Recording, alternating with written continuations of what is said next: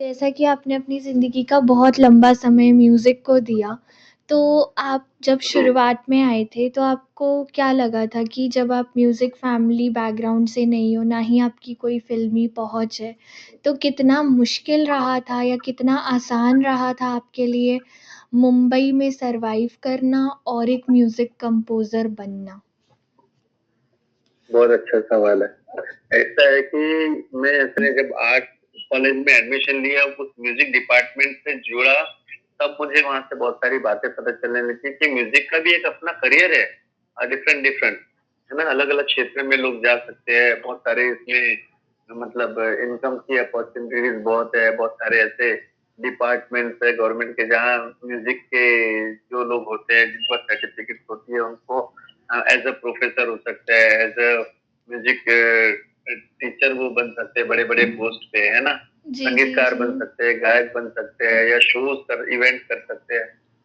तो जब मैंने कॉलेज में एडमिशन लिया, वहाँ से म्यूज़िक हुआ, जब मैं मुंबई आया, मुंबई में यूनिवर्सिटी म्यूज़िक डिपार्टमेंट से मैंने म्यूज़िक किया, तो वहाँ पे दायरा और बढ़ने लगा क्योंकि वहाँ पे एक रिकॉर्डिंग स्टूडियो भी अटैच था Mumbai university department of music में।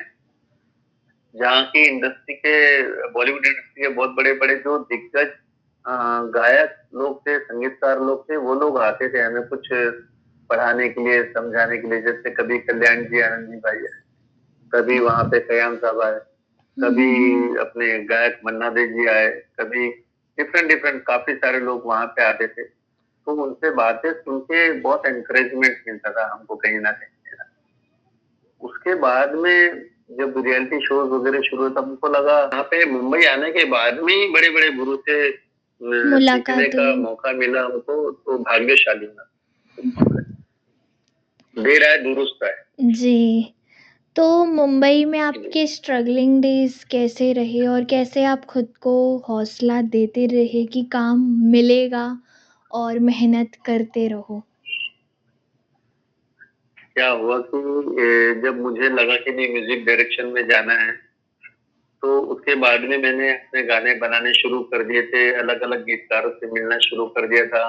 उनके मैं गाने लेता था, कंपोज़ करता था। उसके बाद में मैंने कहीं ट्राई किया और मुझे संगीतकार कुलदीप सिंह जी ने बुलाया, मैंने उनको असिस्ट किया। तो जैसे-जैसे आप धीरे-धीरे एंट्री लेते हो, तो एक-एक चीज़ आपके एक्सपीरियंस में, अनुभव में जुड़ती जाती है कि ये संगीतकार ऐसे काम करते हैं, ये संगीतकार ऐसे काम करते हैं।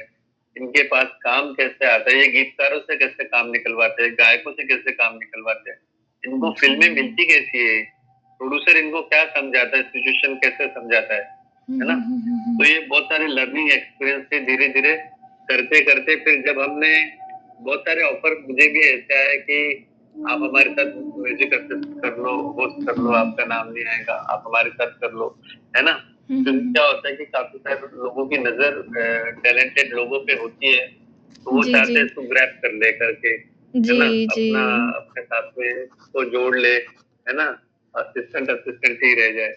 ऐसा काफ़ी सारा उनका नाम आता नहीं हुँ, है हुँ, ना? तो हुँ, उसमें हुँ। क्या होता है कि आपकी बनाई हुई कोई कंपोज़िशन, कोई चीज़ किसी दूसरे के नाम में चली जाती है सालों-साल तक, है ना? जी। वो अपनी-अपनी सोच से बढ़ते हैं, है ना? जी, जी, जी। तो क्योंकि क्या होता है कि सिर्फ़ ऐसा ज़रूरी नहीं है कि आपने 100 गाने बनाए हैं तो आपको बहुत नाम हासिल हो गया या बहुत प्रसिद्धि मिल गई, ऐसा कुछ नहीं होता। प्रसिद्धि सिर्फ़ एक ही गाने से मिलती है। हुँ, चाहे हुँ। वो एज़ अ म्यूज़िक कंपोज़र हो, चाहे एक ही गाना आपका as a lyrics writer hit हो जाए, काम की लाइन लग जाती है। या एक्टर के मामले में एक ही फ़िल्म आपकी अगर चल गई, जैसे अभी सैयारा आ गई, चल गई, जी। फर्स्ट टाइम नया हीरो, किसको मालूम था कि वो हिट होगा, है ना? हुँ, तो हुँ, हुँ। ऐसा है, वो एक ही चीज़ होती है हिट होने के लिए, पता चला वही चीज़ हमने किसी और के हवाले कर दी अपनी, हुँ। तो वो भी फिर बाद में हिट होने के नाम ही नहीं है, वो हिट हो गया। फिर ऐसा सोचना भी नहीं चाहिए अपने आप को। तो कोई भी मेरा एक एडवाइस है किसी भी म्यूज़िक कंपोज़र से बोलो या कोई होस्ट राइटर से या कोई दूसरे लोगों से कि आपको आपके काम पे कितना विश्वास है। मिलेगा, लेट मिलेगा। आपको अगर हुँ। आपके काम पे विश्वास है और आप ऑनेस्टी से जुड़े हैं आपके काम के साथ में, तो ज़रूर आपको मौका भी मिलेगा, आपको प्रसिद्धि भी मिलेगी। थोड़ा देर आगे-पीछे हो सकता है, लेकिन मिलेगा, आपको ज़रूर मिलेगा। मेहनत का फल मिलता है क्योंकि आगे-पीछे भले हो, लेकिन मिलता ज़रूर है। तो सर जैसे कई लोगों को ब्रेक्स मिल जाते हैं और वो कॉमन लोग होते हैं, उनका कोई बैकग्राउंड नहीं होता, तो क्या उनके साथ कोई एक्सप्लॉइटेशन हुआ है इसीलिए उनको वो बड़ा ब्रेक मिल जाता है या कभी-कभी सच में जेन्युइनली उनको मौका दिया जाता है? देखो क्या होता है कि अलग-अलग टाइप के जो प्रोड्यूसर होते हैं सबका माइंडसेट अलग ही होता है ना? जी। एक एक ये प्रोड्यूसर होता है कि जो चाहता है कि मैं ये बजट में फ़िल्म बनाऊँ, है ना? हुँ। और मुझे इसी बजट में खेलना है, चाहे मैं किसी मुझे म्यूज़िक तो अच्छा ही चाहिए, है हुँ। ना? तो और मेरा बजट इतना ही है, तो अब अगर मेरा बजट इतना ही है तो वो अगर समझदार प्रोड्यूसर है ना? हुँ। वो अगर समझता है कि अच्छा म्यूज़िक क्या होता है, तो किसी नए म्यूज़िक डायरेक्टर को भी बुला के उसके कंपोज़िशन, उसके गाने सुन के उसको भी ब्रेक दे सकता है, उससे काम ले सकता है, उसी लेवल का म्यूज़िक बना सकता है। और कोई दूसरा प्रोड्यूसर ऐसा होता है कि पहले से डिसाइडेड है कि 50 करोड़ की मूवी है ये, तो हुँ। इतना-इतना पैसा ये डिपार्टमेंट में बाँटना है। तो म्यूज़िक के लिए भी हमने पहले से निकाल के रख दी कि 6-7 करोड़ का म्यूज़िक बनेगा। तो हुँ। 6-7 करोड़ किसी नए म्यूज़िक डायरेक्टर को तो देंगे नहीं वो। तो हुँ। अब हुँ। 6-7 करोड़ के म्यूज़िक के रेंज में कौन देगा म्यूज़िक? तो पहले से ही नाम लिख देंगे, हाँ, प्रीतम से देख लेना, नहीं तो हिमेश से बात कर लेना, नहीं तो फलाने से बात कर लेना। वो पहले से प्री डिसाइडेड हो जाता है बिना गाना सुने। हुँ। क्योंकि उनका माइंडसेट क्या रहता है कि किसी नामी व्यक्ति को मैं लूँगा, तो मेरा फटाफट म्यूज़िक सेल हो जाएगा। वो फिर भले बाद में वो हिट हो भी सकता, नहीं भी हो सकता, डब्बे में भी जा सकता, ऐसा। हुँ। हुँ। लेकिन उनको एक सैटिस्फैक्शन रहता है कि हमारे प्रोजेक्ट में हमने इनको लिया। और जो दूसरा प्रोड्यूसर रहता है वो अपने बजट के हिसाब से अच्छी चीज़ परख के लेता है वो। तो हाँ। उसका मकसद ये रहता है कि मैं गाने अच्छा लूँ, लिरिक्स अच्छा हो, है ना? उसका मकसद ये रहता है। वो किसने म्यूज़िक दिया डज़न्ट मैटर। हुँ। क्योंकि हुँ। हर हुँ। जो एस्टेब्लिश्ड म्यूज़िक डायरेक्टर थे वो भी तो नए थे किसी दिन। हुँ। हुँ। हुँ। उनको हुँ। भी तो किसी ने एक गाने का चांस दिया था, हुँ। है ना? राइट। तो ऐसे ही हर इंसान की जर्नी ऐसे ही एक से ही शुरू होती है और फिर आगे जाके 100 पे जुड़ती है। तो सर आपने फेलियर्स या रिजेक्शंस जो आपकी लाइफ में आते हैं, पहले जो आते थे हुँ। शुरुआत में और अब जो आते हैं इतने साल के एक्सपीरियंस के बाद, तो उसको आपका देखने का नज़रिया कितना बदल गया है? अब देखो क्या होता है जब इंसान का नज़रिया उतना डेवलप नहीं होता है, मैच्योरिटी नहीं रहती ना, हुँ। तो इंसान यही सोचता है कि यार मुझे तो सब कुछ आता है, फिर बाद में मेरा गाना फाइनल क्यों नहीं होता है कहीं? काम क्यों नहीं मिलता है हुँ। कहीं? लोग मुझसे काम क्यों नहीं करवाते कहीं? और वो हुँ। अपने आप को फेलियर भी समझता है क्योंकि उसे कोई ये नहीं बोलता कि भाई अभी थोड़ा-सा तुम ये सीखो या थोड़ा अभी ये रियाज़ करो या कोई सिंगर को ये नहीं बोलता कि अभी आप अच्छे गुरु को जॉइन करो, अपनी धारदार आवाज़ बनाओ, है ना? हुँ। हुँ। हुँ। तो क्या है आजकल टेक्निकल ज़माना है, तो सिंगर्स लोग भी ऐसे-ऐसे हैं कि जो उतना रियाज़ प्रैक्टिस की नहीं की है, लेकिन किसी सॉफ्टवेयर के ज़रिए वो अपनी आवाज़ को ठीक-ठाक करके या तो पिच को ऊँचा करके या उसको बारीकी से करके वो एग्ज़ीक्यूट कर लेते हैं और गाना धुन अच्छा रहा तो गाना चल भी जाता है। हुँ। हुँ। हुँ। पर वो क्या होता है फिर वो रिकॉर्डिंग में तो चल जाता है, चीज़ पॉलिश्ड होके निकल जाती है बाहर क्योंकि हुँ। सलमान गायक नहीं है, अक्षय जी गायक नहीं है, अक्षय कुमार, लेकिन उन्होंने भी गाया है तो फाइन ट्यून के साथ में बाहर एग्ज़ीक्यूट हुआ हुँ। है ना? हुँ। हुँ। हुँ। लेकिन लाइव गाने बोलो तो they can't Singh, hmm. Live गा नहीं सकते ना वो। हाँ। तो फिर ये चीज़ आ जाती है उसमें, तो टेक्निकल चीज़ के सपोर्ट से कोई चीज़ बहुत टिकेगी नहीं, है हुँ। ना? हुँ। हुँ। हुँ। जैसे मैं एक मैच्योरिटी से बोल रहा हूँ कि मैं समझता हूँ अभी मैं कितने पानी में हूँ, है ना? हुँ। और तो मैं किसी भी प्रोड्यूसर को डायरेक्टर फ़ोन करता नहीं हूँ, डायरेक्ट जाता नहीं हूँ, अपनी चीज़ बताता मुझे पता है कि यहाँ पे लोग जब आपका 4 काम देखेंगे तो और 8 काम आएँगे, वो काम देख के और काम आएगा। और हुँ। अपनी मैच्योरिटी अपने काम से दिखेगी, वो बोलने से कुछ नहीं होता है। हुँ। हुँ। हुँ। अपनी मैच्योरिटी अपने काम में दिखाना होता है हमें और हमारे काम में जब दिखती है तो काम आगे से आएगा। आपको ढूँढना नहीं, हुँ। एक अच्छा इंसान होना ज़रूरी है, फिर म्यूज़िक सेकेंडरी आता है, फिर म्यूज़िक उसमें जुड़ता है तो एक रूह से रूहानियत एक अलग गाना बन जाता है अपने आप। हुँ। और ये गाना हम एक मात्र ज़रिया ही है अपने आप एक म्यूज़िक एक हवा है, अपने आप को एक मूड आता है कि ऐसा चीज़ होना चाहिए और गाते हैं और वो निकल जाता है और वो करोड़ों लोगों को पसंद भी आता है और आ भी रहा है।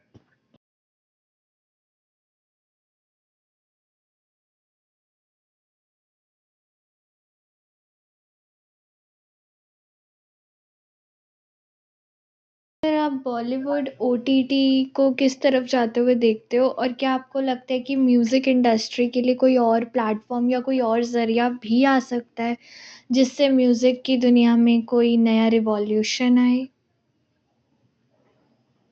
रिवॉल्यूशन तो हो चुका है बहुत बड़ा। मैं एक चीज़ बताता हूँ आपको, हुँ, हुँ।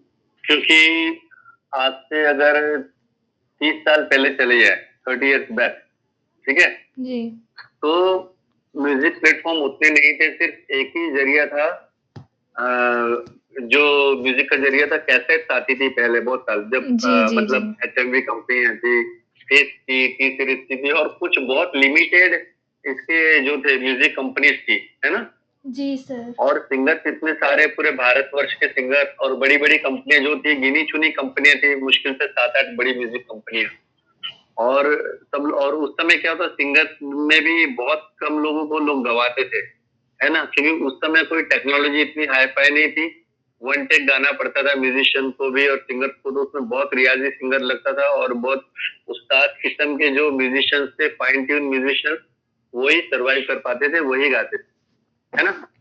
उसके बाद क्या हुआ, तो कैसेट कंपनी अपनी जो मतलब म्यूजिक कंपनी खोलना, ओपन करना, मतलब वो प्लेटफ़ॉर्म रेडी करना हर किसी के बस की बात नहीं थी। उसके लिए बहुत फाइनेंशियल स्ट्रॉन्ग होना बहुत ज़रूरी था। क्योंकि क्या होता था पूरा, जैसे कोई आशिकी के गाने हैं, जैसे फर्स्ट आशिकी, तो वो जी। करोड़ों रुपए का इन्वेस्टमेंट करके उतनी कैसेट छपाना, उतने इंले कार्ड छपाना, उसका फिर गोदामों में भरना, फिर वो डिस्ट्रीब्यूशन के लिए अलग-अलग शहरों में पहुँचाना, कुछ माल बच गया वापस लाना, रखना, हर किसी के बस की बात नहीं थी वो, है ना? जी, उसके जी। बाद क्या हो गया, वो कैसेट खत्म हो गई, उसका रूप ले लिया उसने, अपने सीडी ने ले लिया, है ना? हुँ। सीडी आ गया, सीडी उससे सस्ता भी हो गया और सीडी में स्टॉक ज़्यादा आने लग गया, तो हुँ। कैसेट खत्म हो गई। उसके बाद में वो सीडी का डिस्ट्रीब्यूशन भी कुछ उसी तरीके था कहीं न कहीं, है ना? फिजिकल रूप में लोग रखते थे सीडीज़ वगैरह, हुँ। और सब उसका भी स्टॉक, सारे सब कुछ रहता था। और धीरे-धीरे ये जब यूट्यूब का ज़माना आया, अब यूट्यूब आने के बाद सब कुछ हो गया खत्म। यूट्यूब के आने के बाद वो कैसेट का मामला खत्म हो गया, जी। सीडीज़ रखने का स्टॉक खत्म हो गया, वो जी, जो जी, जी। बड़े-बड़े गोदाम जिसमें सब ये लोग के क्या बोलते हैं, सीडीज़, कैसेट रखते थे, वो भी खत्म हो गया। अब क्या हो गया कि अपना कंटेंट बनाओ, एक बटन दबाया इधर से और उधर रिलीज़ हो गया। डिस्ट्रीब्यूशन वाला मामला क्या हो गया, डिजिटलाइज़ हो गया, बनाया। मार्केटिंग भी हुँ। डिजिटल हो रही है, इसका डिस्ट्रीब्यूशन भी डिजिटली हो रहा है, सारा सब कुछ। तो ये अब ये कंपनी तक बात नहीं रही, ये अब तो म्यूज़िक कंपनी कोई भी बना सकता है, अगर आपके पास फाइनेंशियली, मतलब अगर आप स्ट्रॉन्ग हो तो। और काफ़ी सारे आर्टिस्ट लोग ने जो म्यूज़िक कंपनी में डिपेंड नहीं रहना चाहते, उन्होंने अपना खुद का ही यूट्यूब चैनल खोल दिया है, उसी पे अपना प्रोडक्ट बना के, अपना एल्बम बना के, वो खुद के ही प्लेटफ़ॉर्म पे रिलीज़ लॉन्च कर करते रहे हैं और हैं। उसका डिस्ट्रीब्यूशन भी जो ओटीटी प्लेटफ़ॉर्म्स है, सावन, जियो, रेसो, स्पॉटिफ़ाई, उसके थ्रू उनको रॉयल्टी आती है, पैसा आता है। 1 टू 1 हो गया अभी। डालते हैं और उसका जो रिवेन्यू आता है वो खुद ही जो भी जनरेट होता है उनको 1 टू 1 मिल जाता है यूट्यूब के ज़रिए या और अलग-अलग प्लेटफ़ॉर्म्स के ज़रिए, जैसे स्पॉटिफ़ाई हो गया, सावन, जियो, ऐसा। तो ये बहुत बड़ी क्रांति है इस क्षेत्र में। लेकिन आज ऐसा नहीं है, दिल्ली में है, हैदराबाद में है ना? बैंगलोर में है, हर जगह है। सब कुछ डिजिटलाइज़ हो गया। आप वर्ल्ड के किसी भी कोने में बैठ के अपना म्यूज़िक बना सकते हैं और पूरे वर्ल्ड में कहीं पे भी आप इसको रिलीज़ कर सकते हैं।